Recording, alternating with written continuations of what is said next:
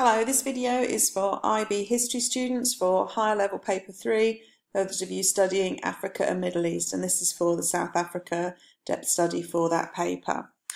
Just a note about how we talk about ethnic groups in South Africa, and this is from the choices advice, so just be careful please as you sort of discuss this topic with friends and family, the vocabulary that you're using, and remember that many of the words that are used in pre-apartheid South Africa to describe different groups of people aren't commonly used today, so just be cautious as you use the different vocabulary used here. The Act of Union, as you know, comes together in 1909 really for sort of social, political and economic reasons as the four different colonies begin to see, well actually excuse me, the two different colonies, the Cape and Natal and Orange Free State and Transvaal, the two republics, is the sort of the consequences of that South African War that ended in 1902. The South African Constitution at its union allows for a strong central government, giving the four colonies local powers. It has a two-house parliament similar to that of the United Kingdom, with an upper house, the Senate, having more limited powers than the lower house of Assembly. The executive branch, a Governor-General, represent the British Crown, and a Prime Minister with a cabinet of 10 ministers, all of whom have to hold seats in Parliament. One of the compromises coming from the Act of Union is that the capital will be split, and this will kind of hinder some of the developments of South Africa. The Parliament is based in Cape Town, the Executive and Civil Service in Pretoria, and the Supreme Court in Bloemfontein. The franchise issue is settled easily, which you might have thought would be quite controversial given the attitudes particularly of the two republics coming into the Union, and it's settled by simply allowing each colony to retain its existing franchise laws, but with only whites actually being able to hold seats in the Union Parliament. Although in Cape Colony, non-whites hadn't been barred from taking parliament seats, it just simply hadn't happened. Electoral divisions were decided by population, with a couple of variances and a 2/3 majority required to overturn most factors in the constitution, and that was to prevent the Cape Colony having dominance there. In practice though, and this is important actually as the 1948 election comes to a head, is that constituency weighting will be given to the sparsely populated rural areas where more Afrikaners live. Dutch and English will be given equal language status, and Beck points out in the History of South Africa published by Greenwood that the constitution gives the Union's white minority an almost total monopoly on political power. Again, surprisingly, looking at the makeup of the South African population at this time, with Africans and people of African descent well over 4 million, that the whites come to dominate. Louis Botha, the Boer general who had commanded the Boer armies in the South Africa War, became the country's first prime minister, and Jan Smuts, his deputy prime minister. Afrikaners now hold political power not just in those former republics of the Orange Free State and Transvaal, but across the entire country.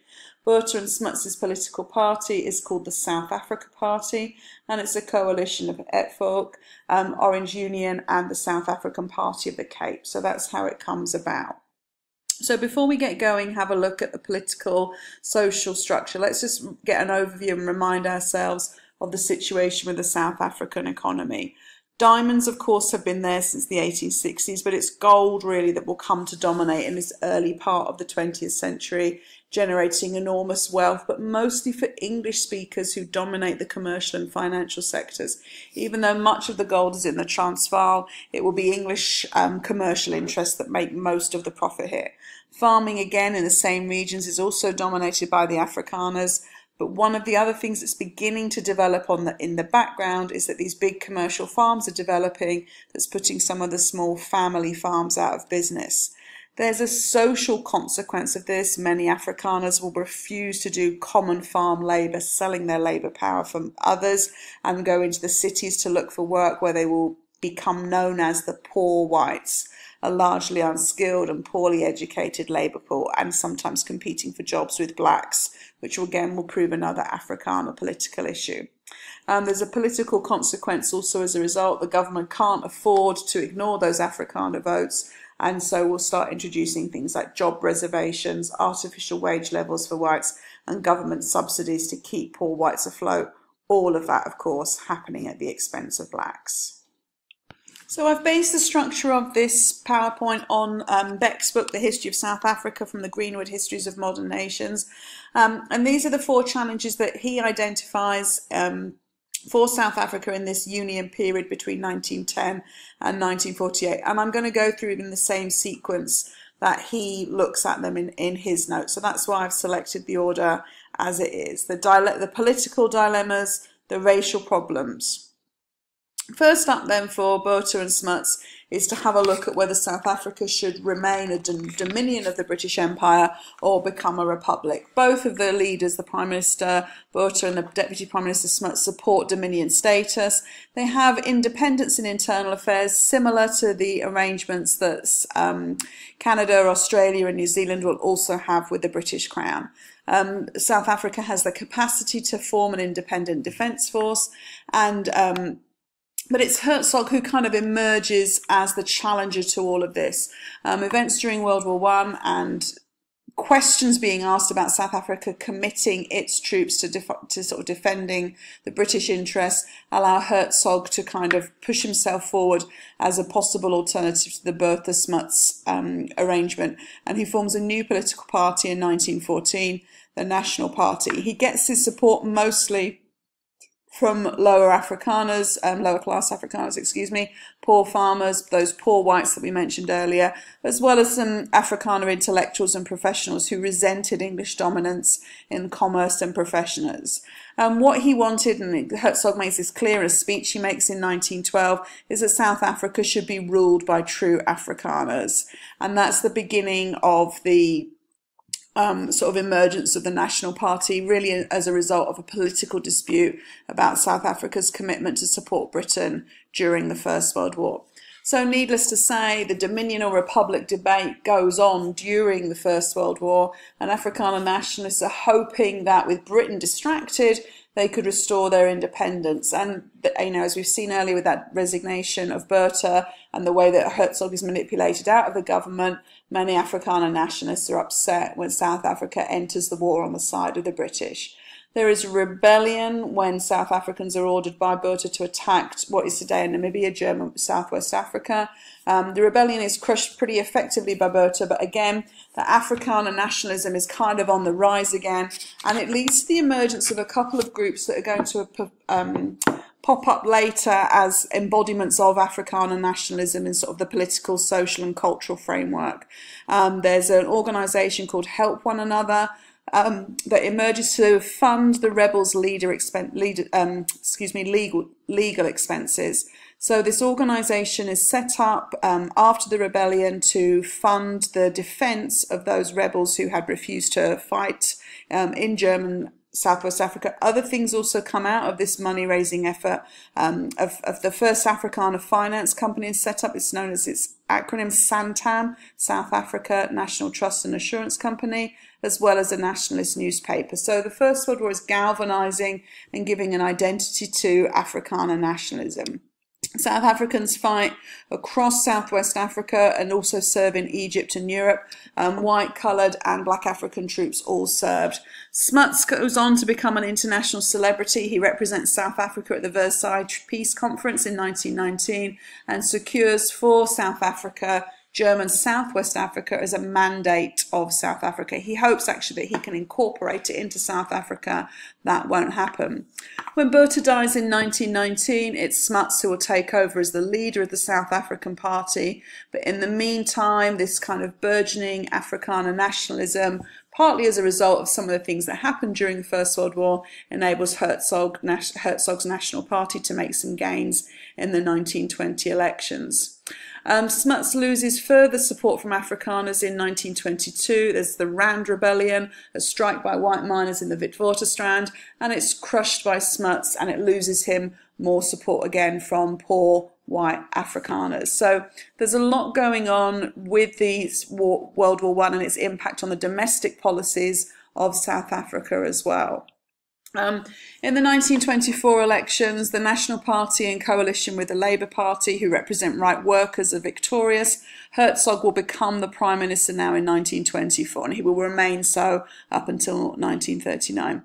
In 1929, he's up for re-election, and he begins to bring together some of the serious nationalist ideas and ideas about a black peril that is going to sort of envelop white South Africa, and turns that into the key issue for this election.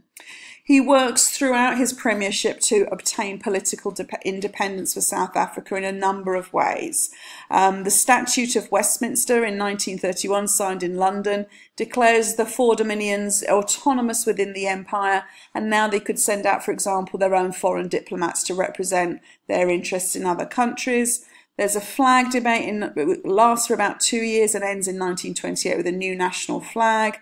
And the status of the Union Act in 1934 states that the South African Parliament has to approve any acts of the British Parliament before they become valid in South Africa.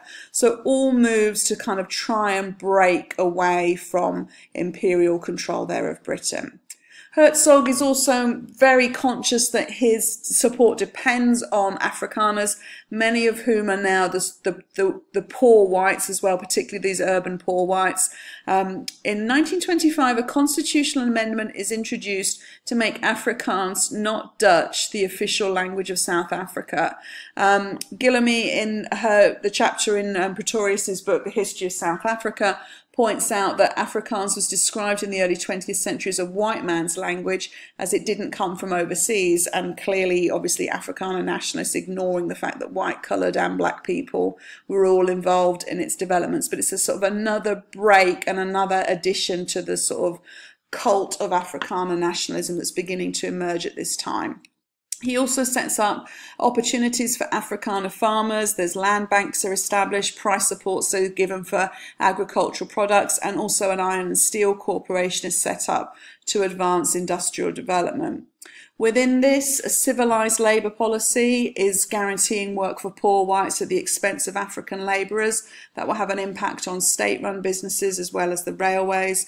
And in 1926, the Mines and Works Amendment Act will reserve skilled jobs for white miners. So at this time, between 1924 and 1939, when the National Party is sort of dominating, there is the sort of economic imperative for the National Party to keep an eye on Afrikaner economic interests. But the challenges of the Great Depression will cause Herzog to lose support, and in 1933 they'll form a coalition for the election. In 1934, the National Party and the South Africa Party emerged to form the United Party, and this is consequently when a new political party is set up, a breakaway nationalist faction from the Purified National Party, which will be led by Milan.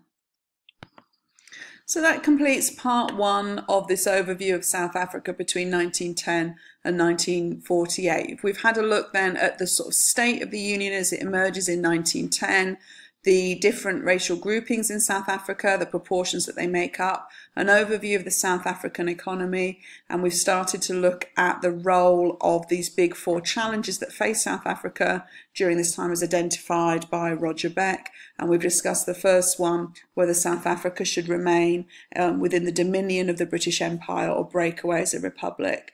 With Herzog's elections by 1924, it's clear that the majority of white South Africans are favouring perhaps some kind of break or a reassessment of South Africa's relationship with Britain. But with the Great Depression, Herzog has to kind of modify as he comes into power again in 1934 with Smuts this time. And instead, a new Afrikaner nationalist party, the Purified National Party, is formed instead. Thanks for watching, and there's also a part 2 to go with this.